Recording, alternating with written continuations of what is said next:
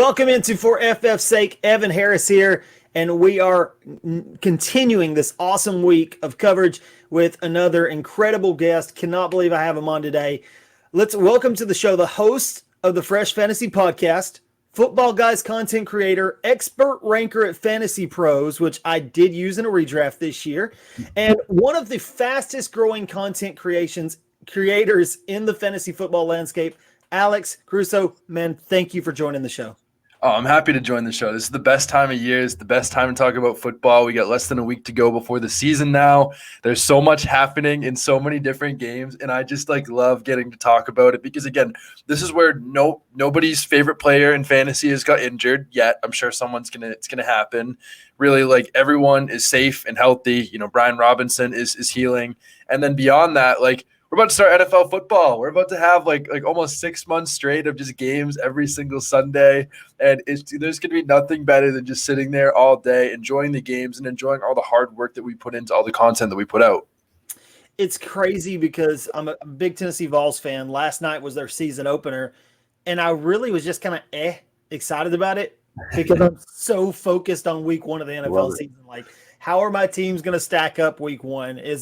How are the overreaction Mondays going to happen? That's probably one of my favorite parts of the fantasy season because you can grab some really good guys because people are, especially redraft, they're just like, yep, I'm done with him. He's dead to me, that type of thing.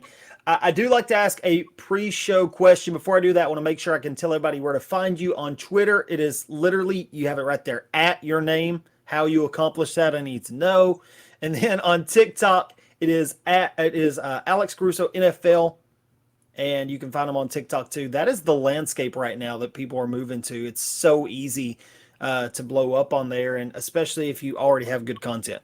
So pre-show question, how were you introduced to fantasy football? And I know that's kind of a broad question, so if not that, when did you play in your first league?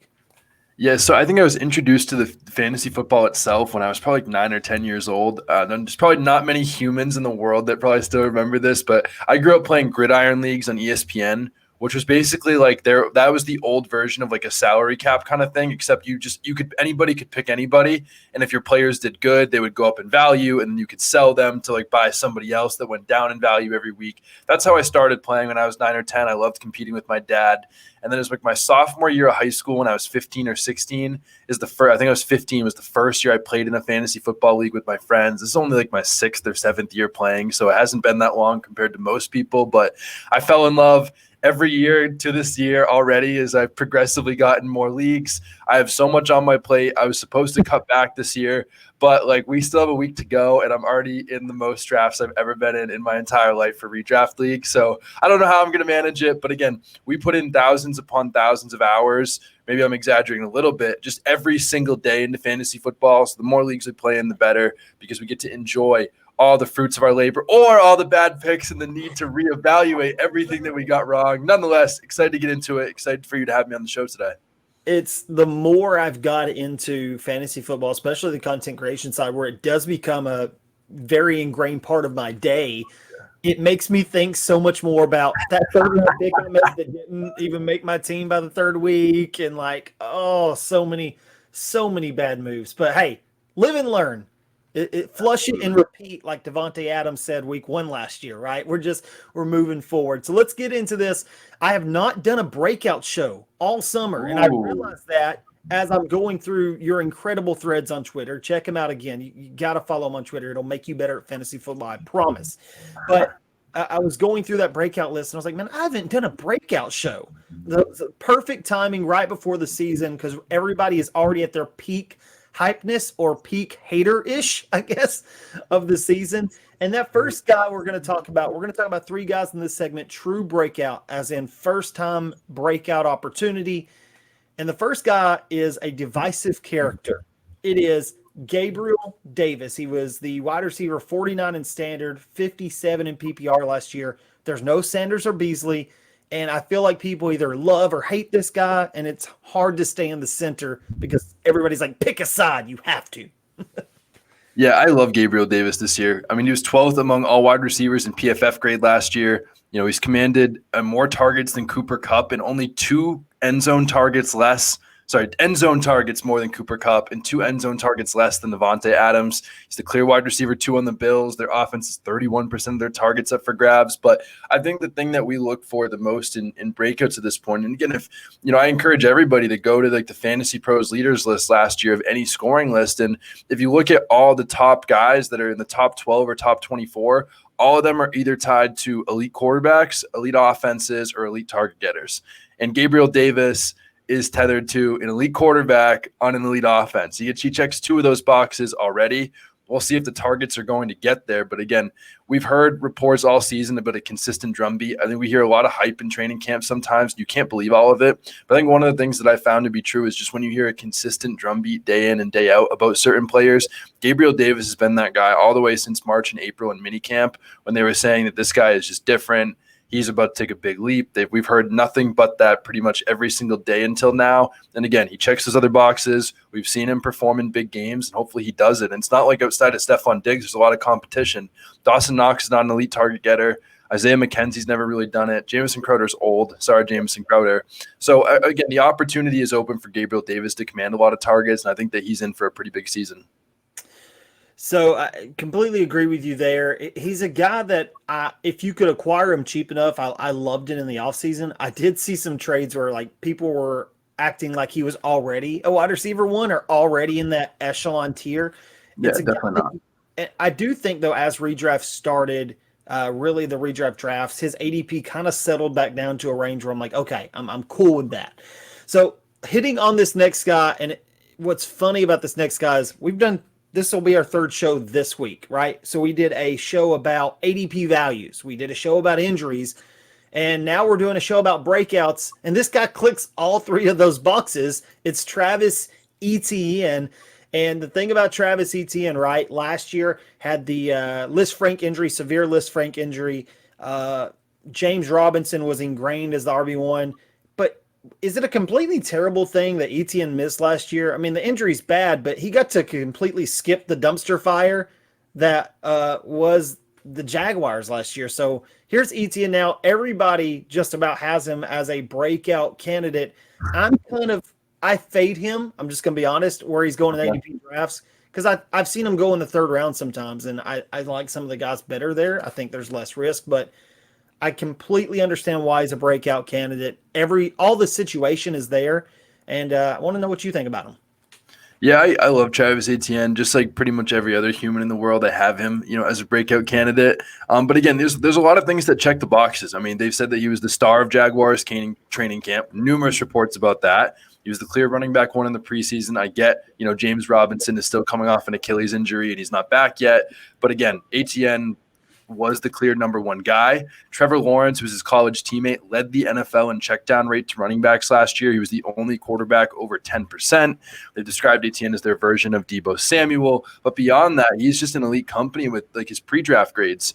I mean, Next Gen Stats had him graded as a 99 overall running back in pre-draft. The only other running backs to do that were Breece Hall, Saquon Barkley, Jonathan Taylor, Melvin Gordon, and Nick Chubb. Elite list. Also, any running back to ever get a 90-plus grade from Next Gen Stats has a top 12 season. There's only been 12 running backs to ever do it. The 10 that have played, I say 10 because Breece Hall and Etienne have not taken a snap yet. The other 10 all have a top 12 season in fantasy football at some point in their career. Doesn't mean it's year 1. The point is that he's an elite company.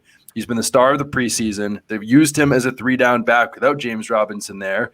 And he's playing with his college quarterback who happened to lead the NFL in checkdowns last year, and a team that's still not going to be good, which means trailing game scripts, which means more targets for Etienne. All things are looking up for him. I'm willing to take him at the end of the 3rd round at this point. He's my 2nd highest owned player in redraft right now behind Amon-Ra St. Brown. I see it's one of those guys where I'm kind of floating the middle ground where if I can get him at a good value, I'm okay with it. But he's a guy I'm okay missing on. And I think you have to have those guys when you draft. Like, I understand the opportunity, but I'm okay missing on it because of what I feel are challenges. But I am in the minority of that camp. So I'm really nervous about that take. I wish I was more like you. I really do. I actually wish I had your genes, because I think that like I do okay at like presenting information, but what people don't realize, I'm actually not a very good fantasy football drafter. Like, I think I have other skill sets. My like absolute biggest weakness is drafting. because like I talk so much about these guys that when Etienne comes around, I almost just like want to get him because I talk about him so much that in my mind, like I just feel obligated to go out and take him. So should I be? No. But I definitely make the mistake sometimes where I just get so excited when I see the player that I took Trey Lance over Kyler Murray in a league. And then after like 3 hours later, I was like, what were you doing? Like, but here's the other thing, and I'll finish with this. It's just that like in any other league, I can just get Trey Lance later. Like I'm going to end up with a lot of shares of Trey Lance anyway. So why wouldn't I just take Kyler Murray? But it was one of my first redraft leagues. I hadn't had a share of Trey Lance yet, and I was like, I have to go get him. So I wish I was like you, where I could just pass up on the player. But I'm a little bit of an emotional drafter, to be honest. No, I think we all are. There's definitely players that I even do that with, and I did it a lot with Rachaad White during Dynasty season. He was a guy that like I loved the profile. I didn't care that Fournette was in front of him. Like that's a guy I'm grabbing, and I drafted against better judgment from a lot of people. I drafted Rachaad White in the first round, so of Dynasty rookie draft, Okay. like late. So I mean, I get it. I think we all have those deficiencies, but sometimes those turn out to be some of the best things, and then it's like doubling down the next year. Like, yep, trusting my gut now. It worked out. So talking about trusting your gut, here's a guy. I feel like I gotta stop saying there. Here's a guy because that's like the Chris Collinsworth. Right here's a guy. Oh no! All right, Chase Edmonds. Chase Edmonds is a running back that could have a true breakout. I was looking at where he finished last year and was kind of shocked. So he finished as a lower end RB3. He was the RB or just on that borderline, right? I had it listed RB 36 in standard, RB 34 in PPR, while missing 7 games. So he completely missed 6, and I think he played like 0.05% of the snaps in one game, so that don't really count. Played roughly around 65. I didn't do the math, but I just glancing at it, it was like around 65% of the snaps, which was higher than I thought when I looked back at it. Now he steps into a role where we see running backs eat consistently in Miami. The one thing I will say that kind of makes me nervous is that going to be a committee approach? Can he handle the full workload? Because we did see the injury last year, but I think that's baked into his ADP right now. Chase Edmonds is a breakout candidate. I love that. I'm a big Chase Edmonds guy. I mean, he had the 7th highest target share among all running backs last year. You know, he was 7th in yards per touch. He was 12th in juke rate, which is like basically forced missed tackles. He was 11th in breakaway run rate. I mean, like again, the point of all those meaningless stats that people could care less about is just that he's explosive. That's what all those stats said to me. He's explosive and he can make people miss, which are 2 things that you want in a running back. He's also paid 2 times as much as any other Dolphins running back. They cut Sony Michel, which is probably their heaviest, most goal line, type running back, which is great for someone like Chase Edmonds. Now that Chase Edmonds is almost the heaviest player on the team now between him and Raheem Mostert. That is sad that Chase Edmonds is almost the heaviest running back on a team, but that means that he can get the goal line carries. But this offensive line has also improved, and they have a new outside zone run scheme that Mike McDaniel's bringing over from San Francisco. And Chase Edmonds is not an up the middle kind of guy.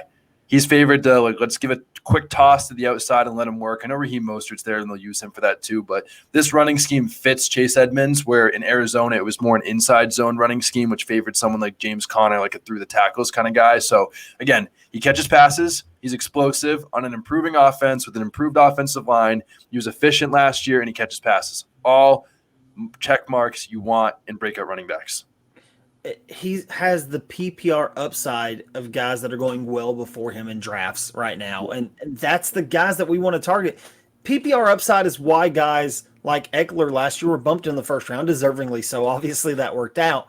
But guys that you're like, I don't care if they play 50% of the snap if they're going to get that receiving work. Yeah. So really curious to watch him this year. Next set of group, we may get beat on a little bit because people are going to be like, why are they breakouts? They've already had wide receiver 2 seasons or shown they have the talent. We're looking for that next step. Who's a guy that, yeah, he's been consistent, but he's really going to pay out this year, may have that opportunity to step into that upper echelon.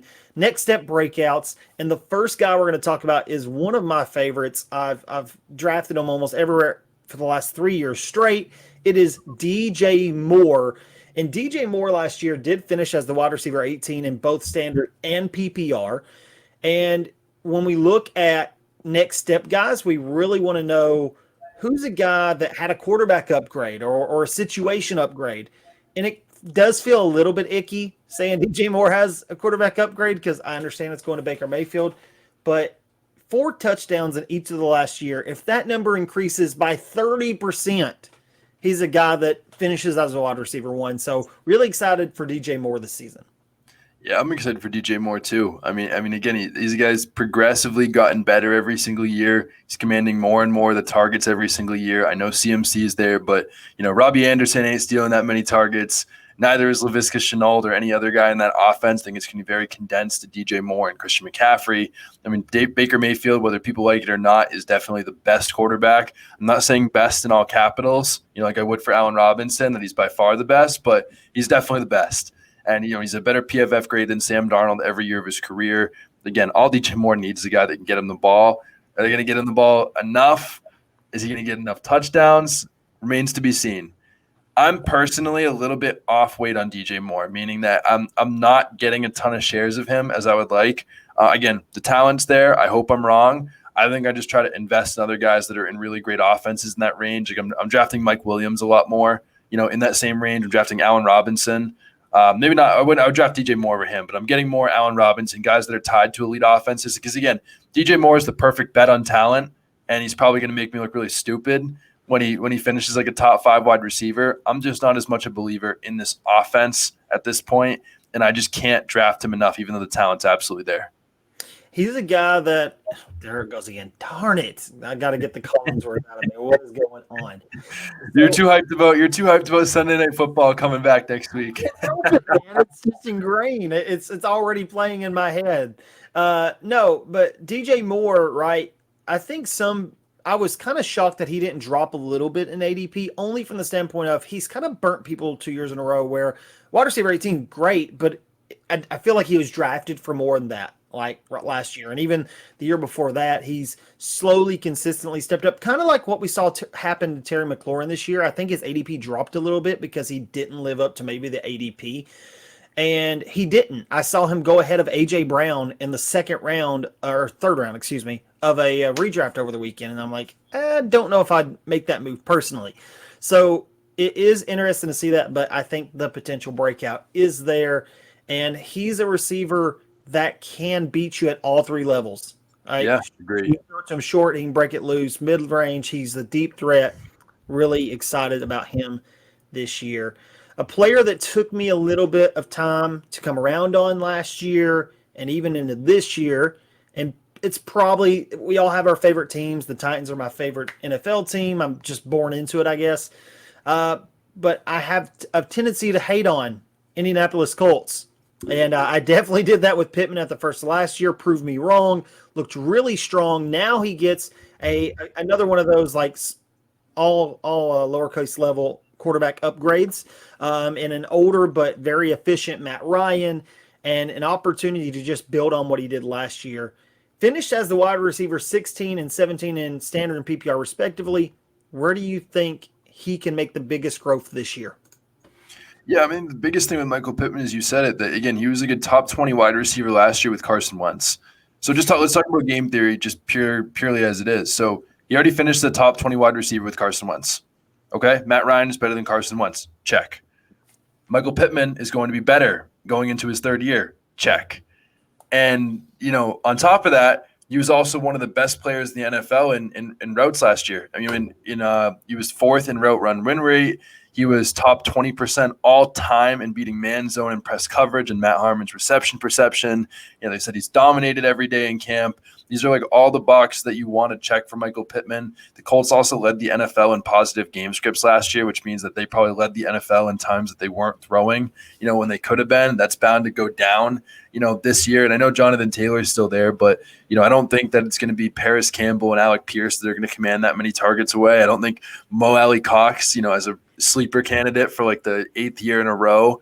I was like coming out of the womb and he was a breakout candidate and he's still there now. But again, the point being, no one else is going to command enough targets away from Michael Pittman. He should only ascend going into this next year, and he's someone that I'm definitely trying to invest in. I will say, though, I'm not getting a lot of shares of him because People are just so high on him. It's ridiculous now. And I love Michael Pittman. I'm trying to get shares, but there's also always someone that's willing to draft him as like a top 10 wide receiver. Like I've seen him go over Tyreek Hill in a couple drafts, and I'm like, okay, like, yeah, I mean, I see it, but like, it's still Tyreek Hill, man. So I don't know. I love Michael Pittman. It's really that simple. That tends to happen when guys are when the fantasy community's consensus on a guy. He just goes higher than he probably should. It's like we weren't saying to take him here. That's not what was being said. Yeah. But it just slowly builds up. I think the other thing is the competition for targets there, right? Yeah. Paris Campbell, which loved the profile coming out of college, just has not stayed healthy. I don't want to disrespect Ashton Doolin as he is a Pro Bowler or an All-Pro, I think, special teamers or something like that. So, I do think he has potential to maybe do something this year, but neither of those guys are like, oh yeah, we better cover them. Like, no, Michael Pittman's going to get a lot of attention this year, both offensively and from defenses. So definitely got to watch this year. The next one is a player that I have 0 shares of. Not for lack of trying, like you just mentioned with Michael Pittman. It's one of those things where if you want him, you have to get after it. I do think his ADP in redraft was reasonable this year. I just caught myself fading the position, and that's Kyle Pitts. Kyle Pitts, best tight end season we'd seen from a rookie, right, last year, or one of, was phenomenal. And now he goes into a season where he's got limited competition. Drake London is going to pull maybe some attention as a rookie, but yet to be seen. And the wide receiver core behind London is suspect. They do have a former lacrosse Heisman winner, the Terraritan, I definitely pronounced that wrong, and Bernhardt. Incredible story. I'm not going to get into all that, but if you have not, look up, I think it's Jason Bernhardt.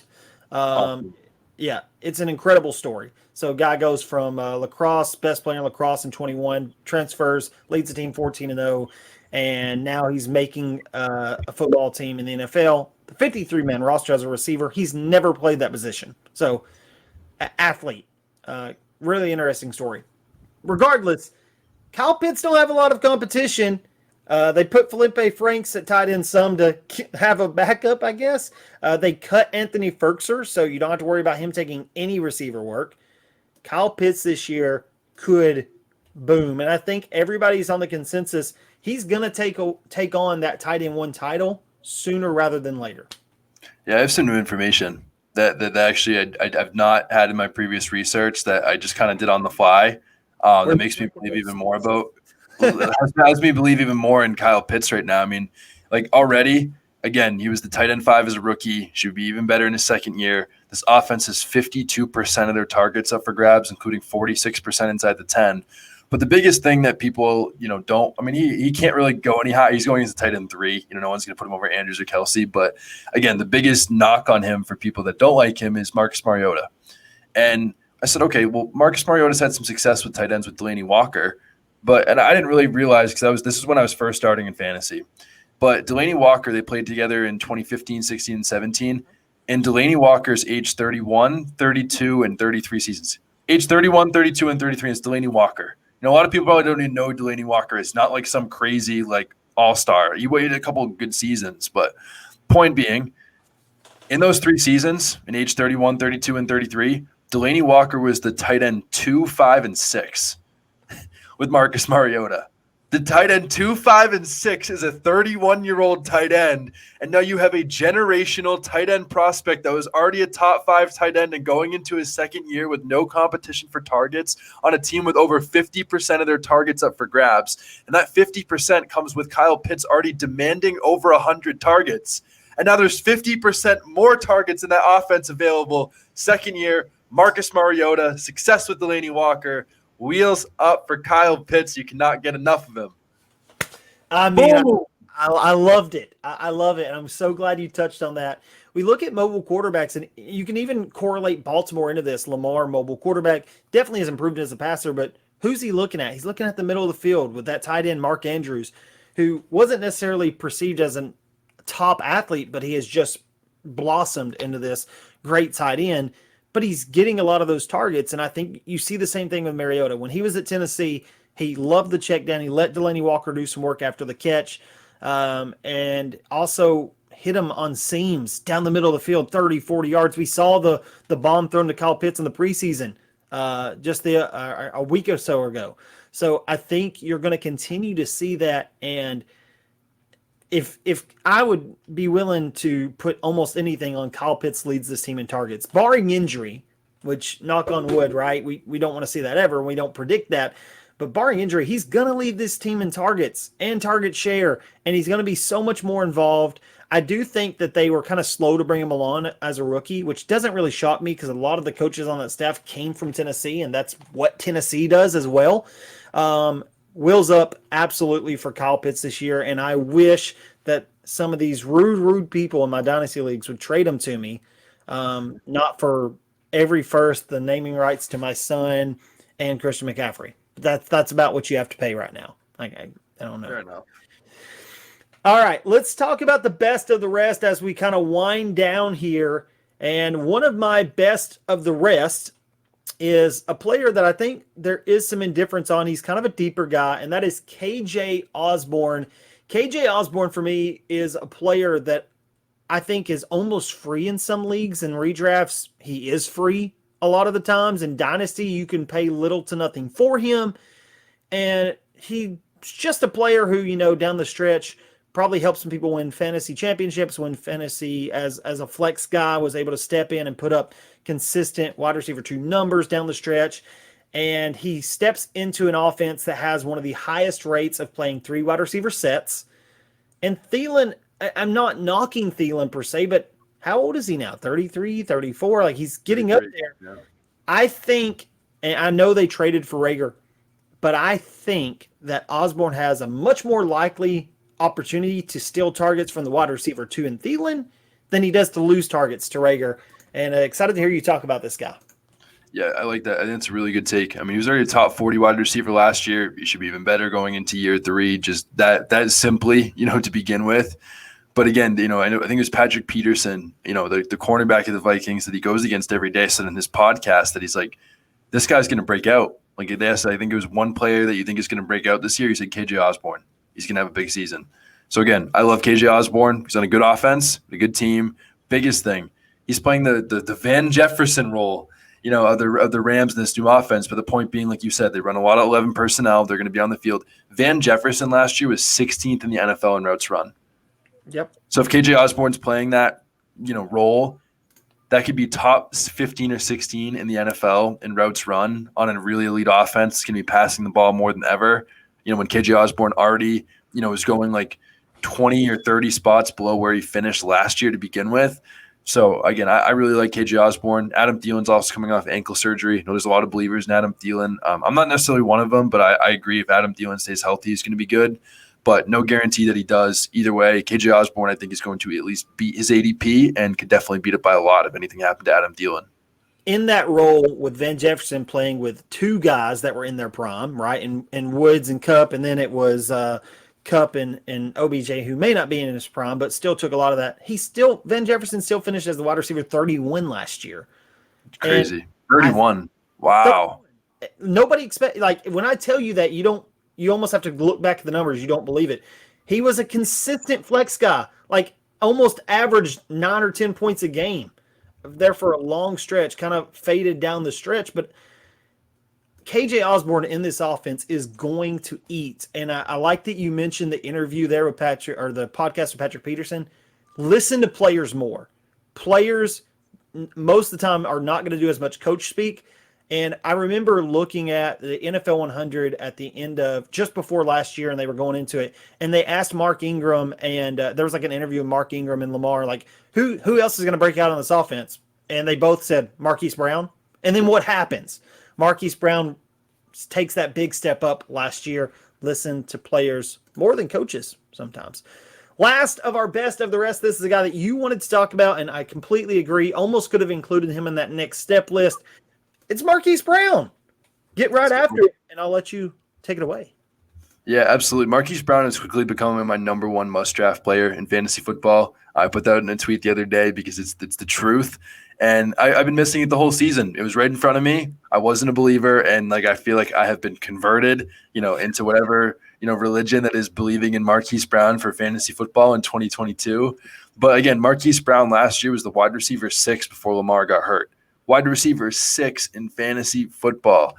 And he's also one of 6 wide receivers in the NFL that commanded 24+% target share the last 2 years. And people love to talk about, okay, well, he's the only guy, but like Mark Andrews is there. He's getting a 24+% target share when Mark Andrews is commanding over 25%, up to almost 30% of the targets last year. And Marquise Brown is still commanding that many. And now he's going into this Cardinals offense with his former college QB in the fastest paced offense in the NFL that is going to pass a lot more than his previous team did. And should I mention that this former college teammate is also more accurate than Lamar Jackson? And Marquise Brown is, still getting better at this point in his career. So he's getting better. He's playing with his college quarterback who's more accurate.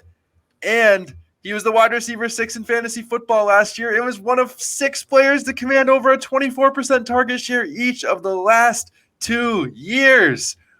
And on top of all that, there's a chance DeAndre Hopkins could be declining. A chance. But again, even if he doesn't, Hopkins is going to command less targets than Mark Andrews did. Hopkins is not commanding a 30% target share. He didn't do it last year. Rondale Moore is already, dealing with an injury before camp. They said he might miss week 1. AJ Green's, dead corpse of a player is not going to be taking away enough targets. I know I'm being long-winded here, but the point is this could be a massive season for Marquise Brown, and people should be drafting him in every single fantasy league right now. Marquise Brown, I like to look ahead when I'm looking at the seasons and kind of stacking up in dynasty leagues or even redrafts where I don't own Marquise Brown. He's a guy I'm going to target around week 6 to trade for, because there's going to be people that are like, oh gosh, Hopkins is coming back. Even if Marquise Brown looks excellent through the first 6 weeks, they're going, I don't know, Hopkins is coming back. It's going to be your chance to have a step buy low. And I think Hopkins coming back could make Brown look even better because he's going to take coverage away. So I'm right there with you on him. Yeah, I love him. I can't stop drafting him. People need to be doing, especially now, again, he checks all the boxes.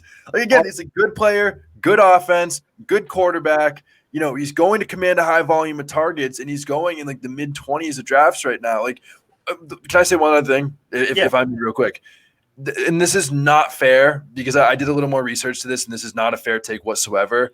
But I was going to say, like, it reminded me almost of like the Stephon Diggs, going in the mid-20s as someone that's super talented a few years ago, and then like took a big step with Josh Allen. Not fair though, because I was looking at like reception perception, and Stephon Diggs was like one of the greatest route runners of all time before that season with Josh Allen, where Marquise Brown is not one of the greatest route runners of all time. But I just mean, again, it's a new offense. They're going to throw to him a lot. The former college teammate narrative. Like, again, I just really love Marquise Brown, and that's probably the best way to put it. It's the Breakfast Club narrative. We were talking about Cousins and Stafford having breakfast together. You don't think that high school or college teammates who were best buddies who wanted to be playing together are doing the same thing? Sure. I mean, come on.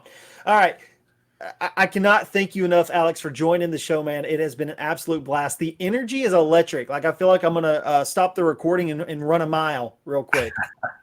Run about a quarter of a mile, then stop, heavy breathe, walk a few steps. You know what I mean? Like, ready to run through a wall after this podcast. Really appreciate you.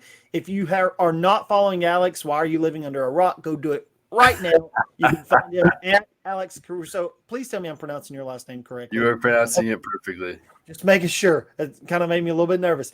Alex Caruso, AlexCaruso. Follow him on Twitter right now. Same thing on TikTok, just followed by NFL. You can find him there. Where else can we find your work that I'm not mentioning? The Fresh Fantasy Podcast, but you'll see that on your Twitter.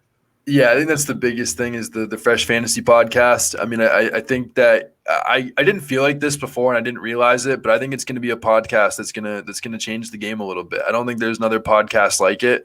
I think that there's again, we get some of the top industry experts every single week. We're always getting a fresh perspective, from someone different every week. And they're always like the smartest of the smartest people, that are willing to take the time out on my show. So I don't think there's another show like it that gets guests like that every show. It's done by me. And if you don't want to listen to me, listen for these really great guests because they're the absolute best of the best. And I'm just grateful to be able to get to do a show with some of these people, but highly encourage you check it out on your favorite podcast platform, the Fresh Fantasy Podcast.